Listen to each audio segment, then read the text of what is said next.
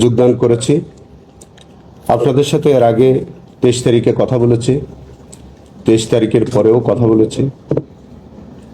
আপনাদের নিশ্চয়ই স্মরণে আছে, আমি আপনাদের কাছে বলেছিলাম যে আমি দায়িত্ব গ্রহণের পর আমার প্রসিকিউশনের যে অফিস, চিফ প্রসিকিউটরের যে কার্যালয়, তার যে প্রসিকিউশন টিম, আমার যে লোকবল আছে, সব সার্বিক বিষয় আমি পর্যবেক্ষণ করছি, দেখছি। প্রত্যেকটি মামলা আমি আলাদা আলাদাভাবে দেখার চেষ্টা করছি। আমি ইতিমধ্যে আমাদের যে ইনভেস্টিগেশন এজেন্সি আছে, যারা আমাদের এই কেসগুলো তদন্ত করেন আমাদের তত্ত্বাবধানে, সেই ইনভেস্টিগেটিং এজেন্সির আমরা 24 জন কর্মকর্তাদের সাথে আমি বৈঠক করেছি। তাদের হাতে যে ইনভেস্টিগেশনগুলো আছে সেই কেসগুলো আমি খোঁজখবর নিয়েছি। কোন মামলাটির কি অবস্থা সেগুলো আমি দেখেছি।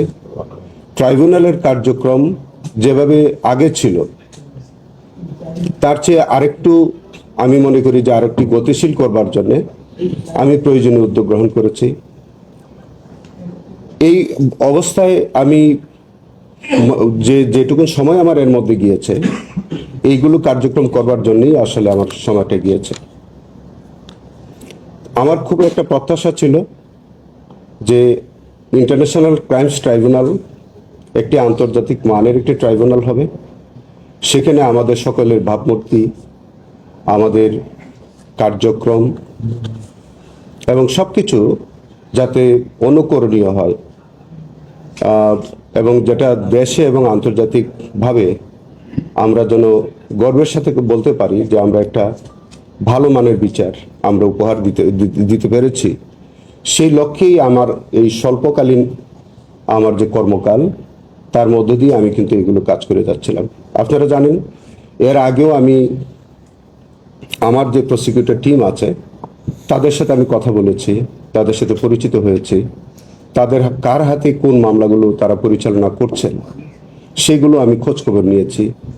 যে মামলাগুলো আমার কাছে মনে হয়েছে যে মামলাগুলো কোনো একজন পার্টিকুলার প্রসিকিউটর দক্ষতার সাথে উনি পারছেন না, সেই মামলাগুলো আমার কাছে আমি জমা দিতে বলেছি। কিংবা আমি কোনো মামলায় যদি আমার কোনো প্রয়োজনীয় ইনস্ট্রাকশন থাকে, তাকে আমি সেরকম প্রয়োজনীয় ইনস্ট্রাকশনসগুলো আমি দিয়েছি বা দিচ্ছি। এবং ইতোমধ্যে আমি অনেকগুলো মামলার নথিপত্র আমি নিজের হেফাজতে এনেছি। আমি মামলার ন্যায়বিচারের স্বার্থে আমার কাছে মনে হয়েছে যে এই কেসগুলো আমার নিজে পরিচালনা করা প্রয়োজন। কোনো কেসে আমার কাছে মনে হয়েছে যে, আপনারা জেনে থাকবেন যে একটা মামলা অলরেডি সিএবিতে ছিল, মানে দ্যাট ইজ জাজমেন্টের অপেক্ষায় ছিল। সেই কেসটি আমি যখন পর্যালোচনা করে দেখলাম, আমার কাছে মনে হলো যে এই কেসটা একটা ডিফিসিয়েন্সি আছে, আমাদের একটা ভাইটাল এভিডেন্স হয়তো বাদ পড়ে গেছে বা এটা দেওয়া হয়নি। আমি মাননীয় ট্রাইব্যুনালের কাছে আমি দরখাস্ত দিয়েছি, সেই কেসটি আমি ডেফার্ড করার জন্য আবেদন করেছি, তারা মঞ্জুর করেছেন। এবং আশা করছি যেটা আমি ভবিষ্যতে সেই এভিডেন্সটা, সেই কেস ইনশাল্লাহ আমরা টেন্ডার করতে পারবো এবং সেখানে আমাদের একটা কাঙ্ক্ষিত ফল ইনশাল্লাহ আমরা পাবো বলে ওই জাজমেন্টে আমরা প্রত্যাশাও করছি। একইভাবে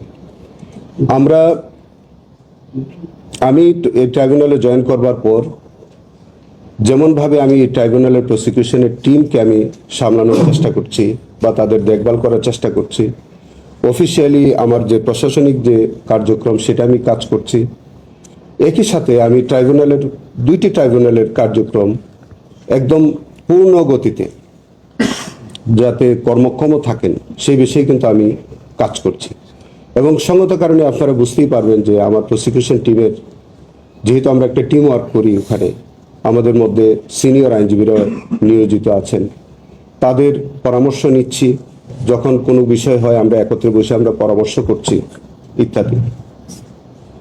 তারই ধারাবাহিকতায় আজকেও আমরা আমাদের প্রসিকিউশন টিম আমরা একত্রে বসেছিলাম।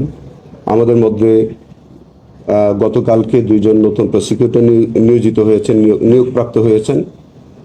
তাদের সাথে আসলে অন্যান্য প্রসিকিউটরদের একটা পরিচিত অনুষ্ঠান ছিল আজকে। সেই বিষয়ে মুখ্য আমাদের আলোচনা ছিল, আমরা বৈঠক করেছি, তাদের সাথে পরিচিত হয়েছে তারা। পাশাপাশি একটা সংবাদ আমাকে খুবই ব্যথিত করেছে। সম্ভবত একটি কাগজে আজকে একটা টপ নিউজ বা হেডলাইন নিউজ করেছেন, সেটা আমি আন্তরিকভাবে আমি খুব কষ্ট পেয়েছি এই জায়গাটায়। যে দেখেন, আমরা এখানে যারা কাজ করতে এসেছি, আমাদের প্রত্যেকেরই আমাদের একটা প্রফেশনাল কেরিয়ার আছে। এবং আমি ব্যক্তিগতভাবে যদি বলি, আমি 1988 সালেই কিন্তু আইন পেশায় এসেছিলাম। 1988 সালে আইন পেশা থেকে আমি প্রায় দীর্ঘ 37 বছর এই পেশায় আমি কাজ করছি। আমি একদম নিম্ন আদালত থেকে সুপ্রিম কোর্ট পর্যন্ত সকল আদালতে আমার কাজের অভিজ্ঞতাও আছে। আমার কর্মজীবনে, আমার প্রফেশনাল জীবনে আমি বাংলাদেশের বহু আলোচিত মামলা, এটা আপনারা অনেকে হয়তো জানেন, বহু আলোচিত মামলার আমি ডিফেন্সে কাজ করেছি। অনেক মামলা আমি প্রসিকিউশনে কাজ করেছি। প্রসিকিউশনে স্পেশাল পাবলিক প্রসিকিউটরের দায়িত্ব পালন করার অভিজ্ঞতা আমার 5 বছর আছে। এখন সরকার আমাকে নিয়োগ দিয়েছেন এখানে। স্বাভাবিক কারণে এটা আমাদের প্রচলিত বিচার ব্যবস্থার মতো নয়, একটু ডিফারেন্ট টাইপের আমাদের একটু ট্রাইব্যুনাল, এবং সেখানে যেহেতু আন্তর্জাতিক মানের আইন, আমাদের ইন্টারন্যাশনাল ক্রাইমসের ট্রাইব্যুনালের প্রসিডিউরটা একটু ভিন্ন। সেখানে কাজ করতে গেলে সঙ্গত কারণেই আমাদের একটু সময় লাগে, এবং সেইটার মধ্য দিয়েও কিন্তু আমি রাত দিন কাজ করে যাচ্ছি সবার সহযোগিতা নিয়েই। গতকালকে যখন আমি আজকে সকালবেলা যখন আমি এই নিউজটা আমার বাসায় আমি দেখলাম, তাৎক্ষণিকভাবে আমি আমার সব প্রসিকিউটরদেরকে বললাম যে আপনারা সকাল 9টার মধ্যে উপস্থিত থাকবেন। এই বিষয়টা কি, কেন হলো, এই বিষয়গুলো আমাদেরকে বিস্তারিত আমি জানার চেষ্টা করেছি। আপনি যে প্রসিকিউটর কথা বললেন, তিনি সম্ভবত আজ থেকে 2 দিন বা 3 দিন আগে তিনি আমার কাছে একটা পদত্যাগ পত্র দিলেন। সেই পদত্যাগ পত্রের ভাষাটা ছিল সম্ভবত এরকম যে তিনি আগে শিক্ষকতা করতেন এবং তিনি তার শিক্ষকতায় ফেরত যেতে চান। তিনি এই ট্রাইব্যুনালে কাজ করার অপারগতা প্রকাশ করলেন। তো আমি এইটা পাওয়ার পরে বরঞ্চ আমি তাকে জিজ্ঞেস করলাম যে তুমি এতদিন কাজ করেছো, এখন কি হঠাৎ করে চলে যেতে চাচ্ছ কেন? তখন তিনি যেটা আমাকে বলছিলেন যে স্যার, আমার প্রফেশনে আসলে আমি দীর্ঘদিন ছিলাম, আমাকে সেখানে আনা হয়েছিল, আমি আমার প্রফেশনে ফেরত যেতে চাই। তো যখন একজন পদত্যাগ করে, তাকে আর তো রাখার আমার আর কোনো স্কোপ থাকে না। আমি সেই পদত্যাগপত্র গ্রহণ করেছি এবং প্রসিডিউরালি যেটা করতে হয় আমি আমাদের আইন মন্ত্রণালয়ে পাঠানোর বিষয় সেখানে আমি পাঠিয়ে দিয়েছি এবং সম্ভবত সেটা গৃহীত হয়েছে। উনি গতকালকে থেকে তিনি আর আমাদের প্রসিকিউশন টিমের সদস্য নন। তার কাছে যেসব ফাইল টাইল যেগুলো আছে, যেসব মামলাগুলো তার অধীনে ছিল, সবগুলো আমি আমার হেফাজতে নিয়ে এসেছি। তিনি যেসব সুযোগ সুবিধাগুলি ভোগ করতেন সেগুলো আমি তাৎক্ষণিকভাবেই আমার হেফাজতে নিয়ে এসেছি। এই হচ্ছে বিষয়। আর আজকে সকালবেলা আমরা যেটা ওই যে বললাম যে 2 জন প্রসিকিউটর নবনিযুক্ত, তাদের সাথে একে অপরের সাথে পরিচিত হলো। আর আমাদের যে এখন যে চলমান মামলাগুলো আছে, আমরা কয়েকটি মামলা সম্পর্কে এটা আপনাদের সাথে আমি ফ্র্যাঙ্কলি বলি, যে মামলার বিষয়বস্তুটা নিয়ে এই নিউজটা এসছে, পার্টিকুলারলি সেই মামলাটা আমি আজকে তাৎক্ষণিকভাবে যার কাছে ছিল আমি সেটা কল ফর করেছিলাম, করে আমি এই কেসটা প্রাথমিকভাবে এটার সম্পর্কে আমি খোঁজখবর নিয়েছি। এবং মূলত আমাদের আজকের এই সকালবেলার বৈঠকটা এই কারণেই ছিল। আর অনেকগুলো বিষয় আছে যে আমাদের আভ্যন্তরীণ অনেক কিছু থাকবে, এগুলো তো আমরা পাবলিকলি বলার কোনো সুযোগ নেই, বলতেও পারবো না। এই যে এত বড় একটা ঘটনা ঘটলো এবং এটি বাংলাদেশের সব গণমাধ্যমে এখন রিপোর্ট হচ্ছে, তো এই বিচারটা কি এই রিপোর্টের মধ্য দিয়ে বা এই ঘটনার মধ্য দিয়ে পুরো বিচার প্রক্রিয়াটা প্রশ্নবিদ্ধ হয় কিনা? আরেকটা বিষয় হচ্ছে যে যিনি পদত্যাগ করেছেন তিনি তার পদত্যাগ মানে একটা বিবৃতিতে লিখেছেন যে এটি একটি টিম ওয়ার্ক। তো এই টিম ওয়ার্ক যদি হয় তাহলে এই টিমের যিনি লিড দিয়েছেন তিনি কি এই দায় দায়িত্ব এড়াতে পারেন কিনা, যিনি চিফ প্রসিকিউটর ছিলেন তিনি, এবং এটা আপনারা তদন্ত করবেন কিনা? আচ্ছা, আমি তিনটা প্রশ্নই আমি আলাদা আলাদা ভাবে বলি। আপনার প্রথম প্রশ্নটা বোধহয় কিরকম ছিল? এটা একটা টিম ওয়ার্ক ছিল এবং টিম ওয়ার্ক হলে চিফ প্রসিকিউটরের দায় দায়িত্ব এড়াতে পারেন কিনা এবং বিচারগুলো প্রশ্নবিদ্ধ হয় কিনা এই ধরনের ঘটনায়? শতভাগ প্রশ্নবিদ্ধ হয়, আমি আপনার সাথে একমত যে এইরকম যদি কোনো বিষয় হয় তাহলে তো অবশ্যই আমাদের ট্রাইব্যুনাল নিয়ে প্রশ্ন উঠে, আমাদের ইমেজ সংকট হয় এবং এইগুলি এটা তো সঙ্গত কারণেই যে এরকম প্রশ্ন উঠবে কেন। এরকম যদি প্রশ্নটা আমি আপনাদেরকে একটু মনে করিয়ে দিই, আমি আমার দ্বিতীয় সাক্ষাৎকারে আমি আপনাদের কাছে বলেছিলাম আমার পিরিয়ডে আমার কর্মকালে কোনো প্রসিকিউটর যদি তার বিরুদ্ধে বিন্দুতম কোনো দুর্নীতির অভিযোগ ওঠে, সাবস্টেন্টিভ কোনো অভিযোগ যদি আমি পাই, আমি তাকে স্পেয়ার করব না। এবং এটা আমি এই মেসেজটুকু আমরা প্রথমবার যখন আমরা আমাদের প্রসিকিউশন টিমের সাথে যখন আমরা বৈঠক করেছিলাম, প্রত্যেক প্রসিকিউটরকে আমি একই কথা বলেছি যে আমার সাথে যদি আপনারা কাজ করতে হয় নির্লিপ্তভাবে সকল লোভ লালসের ঊর্ধ্বে উঠে এখানে বসে কাজ করতে হবে, আর না হয় আপনারা যদি কেউ এখানে কাজ করতে আপনাদের সেভাবে না পারেন আপনারা চলে যেতে হবে। আপনি যে কথাটা বলছেন যে যে নিউজটা আমরা পেয়েছি এটা একটা সিরিয়াস অভিযোগ।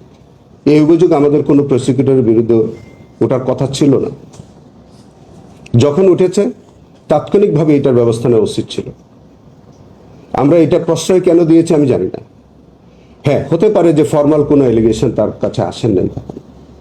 এটা জানেন আপনারা যে মানে মিডিয়াতে নানান অভিযোগ থাকলেও যতক্ষণ পর্যন্ত আনুষ্ঠানিকভাবে কোনো অভিযোগ আমাদের কাছে না আসবে আমাদের পক্ষেও তো এটাকে প্রসিড করার একটু আইনগত বাধ্যবাধকতা থাকে। তো এটা নিয়ে আজকের যে নিউজটা আপনি যেটা আছে এটা আমি খুব ক্লিয়ারলি বলি, এত রাগ ডাকের কিছু নাই। যদি কোনো ফর্মাল এলিগেশন আমার কাছে আসে আমার যতটুকু ক্ষমতা আমার আছে, যা আইনানুগভাবে আমার যতটুকু ক্ষমতা আছে আমি তা সেই অনুযায়ী ব্যবস্থা নেব। এই অভিযোগটা কি আপনারা মানে নিশ্চিত মেনে নিয়ে যাচাই করেছেন? আমি এখন মাত্র তো আজকে পেলাম, বললাম যে যদি কোনো ফর্মাল এলিগেশন আসে এটা নিশ্চয়ই আমরা যাচাই বাছাই করে দেখব। যদি তার বিন্দুতম কোনো সত্যতা থাকে আইন অনুযায়ী যতটুকুন তার বিরুদ্ধে ব্যবস্থা নেওয়ার সেই ব্যবস্থা নেওয়া। তাহলে কি আপনার এই কথায় ধরে নেওয়া হলো যে আপনি এই অবস্থায় কোনো অ্যাকশনে যাচ্ছেন না? না, আমি অ্যাকশনে যাচ্ছি না। আমার কাছে তো একটা ফর্মাল এলিগেশন আসতে হবে। অডিওটা তো গতকালকে প্রচার হয়েছে সেটা আমি আপনাকে সেটা বলি, যে অডিওটা আসছে যদি ফর্মাল এলিগেশন আমার কাছে নাও আসে, আমি ব্যক্তিগতভাবে মানে আমার প্রসিকিউশনের চিফ প্রসিকিউটরের কার্যালয় থেকে একটা আভ্যন্তরীণ তদন্ত আমরা করব। শুধু তাই না, আমি আরেকটা কথা বলি, এই পার্টিকুলার বিষয়ে তো তদন্ত করবই। আমি 5 আগস্টের পরে আমাদের এই ট্রাইব্যুনাল গঠন হওয়ার পরে আমি সমস্ত বিষয় আমি আমার আভ্যন্তরীণ একটা কমিটি গঠন করে আমি সবটাই আমি তদন্ত করে দেখব। কোনো অনিয়ম পেলে সেটা আমি আমার কর্তৃপক্ষের কাছে আমি রিপোর্ট দেব। কথা পরিষ্কার। অলরেডি 3টা মামলা রায় হয়ে গেছে এবং আশুলিয়ার যে মামলাটা সেই মামলাটায় আমরা একজন মৃত্যুদণ্ডপ্রাপ্ত আসামিকে দেখেছি, তিনি চিৎকার করে বলেছেন যে আমি টাকা দিতে পারিনি বলে আমার অন্যজনকে রাজসাক্ষী করেছে এবং আমার কাছে টাকা চেয়েছিল, আমি দিতে পারিনি বলে আজকে আমার এই পরিণতি হয়েছে। এই অভিযোগগুলো আপনাদের আমলে নেওয়ার সুযোগ আছে? সেটা আমি এখনই বললাম যে আমি আমার যোগদানের আগের যদি কোনো ঘটনা থাকে, এটা অনলাইন মাধ্যম হোক ফর্মাল চার্জ হোক, আমি সবগুলোর বিষয়ে আমি আভ্যন্তরীণ তদন্ত করে আমি দেখব। যতটুকু আমার ক্ষমতা আছে সেই ক্ষমতা অনুযায়ী আমি যেখানে সুপারিশ করার আমি অন্তত সুপারিশ করবো, যদি আমি তার সত্যতা বিন্দুতম পাই। আর যদি কোনো ফর্মাল এলিগেশন আমার কাছে আসে, স্পেসিফিক এলিগেশন থাকে, সেটার উপরে আমি আমাদের প্রচলিত আইনে যেভাবে ব্যবস্থা নেওয়া সেভাবে হবে। এই মামলাটার যে বিগত দিনের যে তদন্ত রিপোর্ট যেটি এসেছিল, সেই রিপোর্ট আমাদের যতটুকু জানা যে দুবার করে এটাকে ফিরিয়ে দেওয়া হয়েছে বা ফিরে গেছে। কারণ হচ্ছে এখানে অনেকে আসামি হননি বা কারা আসামি হয়েছেন সেই প্রক্রিয়া ঠিক আছে কিনা বিভিন্ন ভাবে। তো তদন্ত কর্মকর্তা বা এইটার যারা তদন্তের দায়িত্ব আছে তাদের সাথে আপনাদের এটা নিয়ে পরবর্তী কি ধরনের চিন্তা ভাবনা বা বৈঠক আচ্ছা, এটা আমি আপনার প্রশ্নটা আমি খুব বুঝেছি। আমাদের এখানে একটা ইনভেস্টিগেশন রিপোর্ট সাবমিট করলেই আমরা এই রিপোর্টটা গ্রহণ করতে বাধ্য না। আমরা সেটাকে আবার চেক করি, কাউন্টার চেক করব, সেটা আইনে বলা আছে। এখন ধরেন এই রিপোর্টটা যদি একাধিকবার যদি ফেরত গিয়ে থাকে, আমরা ধরে নেব আপাতত যে এইটা হয়তো কাউন্টার চেক করে তাদের মধ্যে কোনো অসঙ্গতি পেয়েছে, সেই কারণে হয়তো গেছে। কিন্তু সেটাও আমি হয়তো ইনকোয়ারি করে দেখব যে এই কেসটা কতবার রিপোর্ট হয়েছে আর কতবার ফেরত গেছে, এবং সেখানে সংশ্লিষ্ট কর্মকর্তা যিনি আছেন তার ব্যাখ্যাও আমি চাইব। এই বিষয়ে নিশ্চিত যে আমি এই বিষয়টা একেবারে পুঙ্খানুপুঙ্খভাবে এটার তথ্যটা আসলে কি হয়েছিল এই কেসটা সম্পর্কে বিস্তারিত আমি জানার চেষ্টা করব। আমিন ভাই, এই যে মামলার কথা বলা হচ্ছে, এই মামলায় কতজন ইনভলভ আছে আপনাদের পরিচিত? এখন আমার মনে নাই কতজন ইনভলভ আছে, এখন এই মুহূর্তে তো বলতে পারছি না। তাহলে কি আপাতত ওই প্রসিকিউটরের বিরুদ্ধে কোনো রকম মামলা হচ্ছে না? সেটা যদি ফর্মাল এলিগেশন হয় মামলা হবে না কি হবে সেটা পরে, কিন্তু আমরা একটা আভ্যন্তরীণ তদন্ত আমরা করব। আমিন ভাই, এই ট্রাইব্যুনালের যে আইন, সেই আইনে সমস্ত যে ইলেকট্রনিক যে তথ্য, পত্রিকার যে খবর, সেগুলোকে ধরে নিয়ে কিন্তু বিচার হয়, এমনকি কল রেকর্ড ধরে বিচার হয়। তাহলে যদি সেটি হয়, তাহলে যদি কারো বিরুদ্ধে অভিযোগ ওঠে কল রেকর্ডের, তাহলে সেটি ধরে ব্যবস্থা নেওয়ার সুযোগ আছে কিনা, এটার জন্য আনুষ্ঠানিক মানে ফর্মাল এলিগেশন লাগবে কেন? সরি, এই কলের ডিজিটাল ফরেনসিক বললামই তো আমাদের আভ্যন্তরীণ সব ইনকোয়ারি করব, আমি করে দেখব, যা যা প্রয়োজন হয় সবটাই করব। তদন্ত কমিটি এগুলো শোনেন, এগুলো স্পেয়ার করার কোনো সুযোগ নেই। এটা কি আপনি শুনে আমরা এগুলো আমরা একেবারে স্পেয়ার করব না। ফর্মাল এলিগেশনের প্রয়োজন হবে কেন? আগের প্রসিকিউটর সেখানে আমি আপনাকে একটা কথা বলি, সেখানে হচ্ছে আগের প্রসিকিউটর কি বলছেন আমি ঠিক বলতে পারবো না। আগের প্রসিকিউটরকে আমরা এইটা যখন আভ্যন্তরীণ আমরা যদি ইনকোয়ারি করি, তাহলে আমাদের আগের প্রসিকিউটরের বক্তব্য আমাদের প্রয়োজন হবে। তাকেও আমরা হয়তো সালাম দিব, তার কাছ থেকেও আমরা হয়তো বিষয়টা জানতে চেষ্টা করব যে তিনি কতটুকু জানেন, কি জানেন, সবটাই তো আমাদেরকে দেখতে হবে। ওই সময় কি ব্যবস্থা নেবেন? কারণ আমি ব্যক্তিগতভাবে সংক্ষুব্ধ যে এইরকম একটা নিউজ কেন এই ট্রাইব্যুনাল সম্পর্কে উঠতে হইল। অতএব এটা তো আপনাদের ডিমান্ড না করলেও এটা আমার ব্যক্তিগত ডিমান্ডই হচ্ছে যে এটার উপরে একটা ইনকোয়ারি তো হওয়া প্রয়োজন, এবং আইনগতভাবে যতটুকু যা করার তো করতে হবে। আচ্ছা, আপনি বলছেন যে অনেক সিরিয়াস, আপনি এটা ব্যতীত প্রশ্নবোধ সবই তো বলছেন, এবং এটাও বলছেন যে আগের চিফ প্রসিকিউটরের সময় এটা আসছে। তাহলে আপনি কি মনে করছেন চিফ প্রসিকিউটর হিসেবে যে উনি এটা ঠিক মতো দায়িত্ব পালন করেনি, ওনার একটা ব্যর্থতা আছে? এইটা ওনার ব্যর্থতা সফলতাটা তো আমি মূল্যায়ন করতে পারবো না, এটা আপনারা সবাই দেশবাসী মূল্যায়ন করবেন। তবে প্রশ্নটা হচ্ছে যে পার্টিকুলার যে এলিগেশনটা আজকে উঠলো, যেটা আমাদের কাছে আমাদের নোটিশে আসলো, এই বিষয়ে আমাদের সাবেক চিফ প্রসিকিউটর সাহেবের কি নলেজ আছে, উনি কতটুকু জানেন, কি ব্যবস্থা নিয়েছেন, সঙ্গত কারণেই তো আমরা তার সাহায্য আমরা চাইব। এখানে প্রসিকিউটর অ্যাডমিন আছেন, আপনার তরফ দিক থেকে এটা কোনো এটা যেহেতু অনেক আগে থেকে এটা কথাবার্তা আলোচনা হচ্ছে, আপনার নলেজে কিছু আছে না? এটা চিফ প্রসিকিউটর না, ঠিক আছে, সেটাও আমরা আমাদের যিনি অ্যাডমিনের দায়িত্ব পালন করতেছিলেন তিনি আমার পাশেই তো বসা, ওনার কাছ থেকে আমরা তথ্য নিব, সবার কাছ থেকে আমরা তথ্য নিব। আচ্ছা, এই বিষয়ে এক কথাই হচ্ছে যে নিউজটা আসছে, যে অডিও ক্লিপের কথাটা আসছে, এটা আমরা যাচাই বাছাই করতে আমাদের কোনো কৃপণতা করব না। আচ্ছা, অডিও ছিল মোট দুইটা, একটা হলো তাজুল ইসলাম যখন ছিলেন তখনকার, একটা আপনি যখন জয়েন করেছেন তখনকার, এবং অডিওতে ক্লিয়ার উনি বলছেন যে এই চিফ প্রসিকিউটর রিজনেবল এবং এর নাম উনি কয়েকজনের নাম বলেছে। তো সেক্ষেত্রে উনি কি উনাদেরকে পার্সু করার চেষ্টা করেছেন, আপনার নাম বিক্রি করতে বলেছেন, এবং উনি দুজন বিএনপি দলীয় সংসদ সদস্যকেও উনি ইনফ্লুয়েন্স করতে বলেছেন। মানে এই যে সামগ্রিকভাবে বিষয়টা, এটাকে আপনি কিভাবে ব্যাখ্যা করবেন? খুব দুঃখজনক, এক কথায় দুঃখজনক।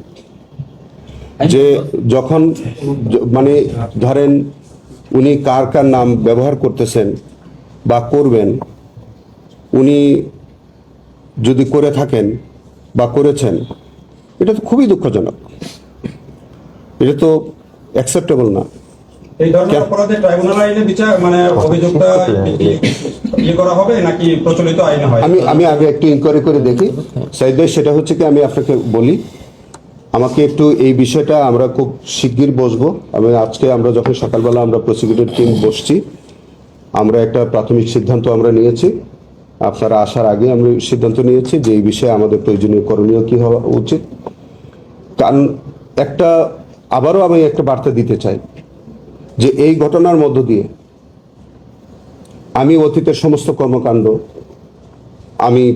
আমি পরীক্ষা নিরীক্ষা করে দেখব। আর ভবিষ্যতে আমাদের এখানে প্রসিকিউশনে যারা কাজ করতে চাইবেন তাদের কাছে পরিষ্কার বার্তা যে ভবিষ্যতে আমি যদি একটা সুতা পরিমাণ অভিযোগ যদি কোনো প্রসিকিউটরের বিরুদ্ধে পাই, তাহলে আপনি ধরে নেবেন পরের দিন তিনি আর আমার এখানে নেই। আমিন ভাই, আপনি কি প্রসিকিউশন টিম ডিসেবল করবেন নাকি আরো অডিওর জন্য অপেক্ষা করবেন? কমিটি মানে প্রসিকিউশন টিম কি ডিসেবল করার সময় এসছে নাকি আরো কোনো অডিও বের হবে তারপরে সে পর্যন্ত অপেক্ষা করে তারপরে অ্যাকশনে যাবেন? না, প্রসিকিউশন টিম রিসাবলের প্রশ্নে, যেমন ধরেন আজকে আমাদের 2 জন প্রসিকিউটর নিয়োগপ্রাপ্ত হয়েছেন।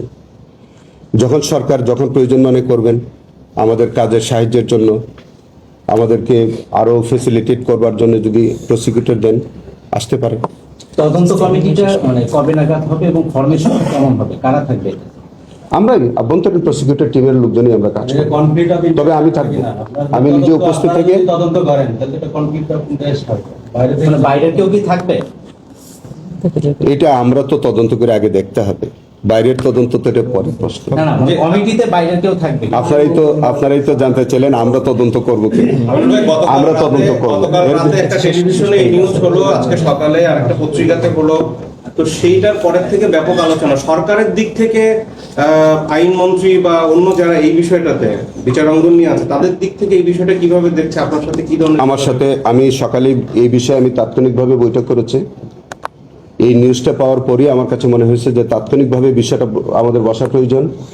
সব লাইনের প্রসিকিউটরদের সাথে আমি এই বিষয়টি নিয়ে আলোচনা করেছি।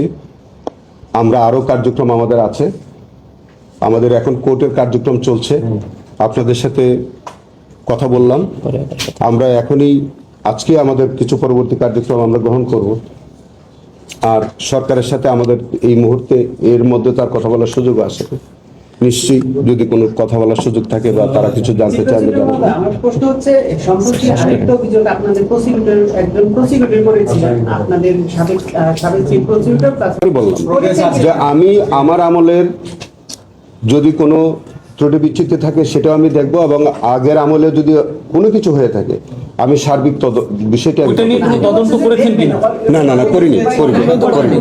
সেটা তো কয়েকদিন আগে বলতেছে যে আরেক প্রসিকিউটর বিরুদ্ধে তদন্ত এরকম আমি সবটাই দেখি, সবটাই তো ইনকোয়ারি করি।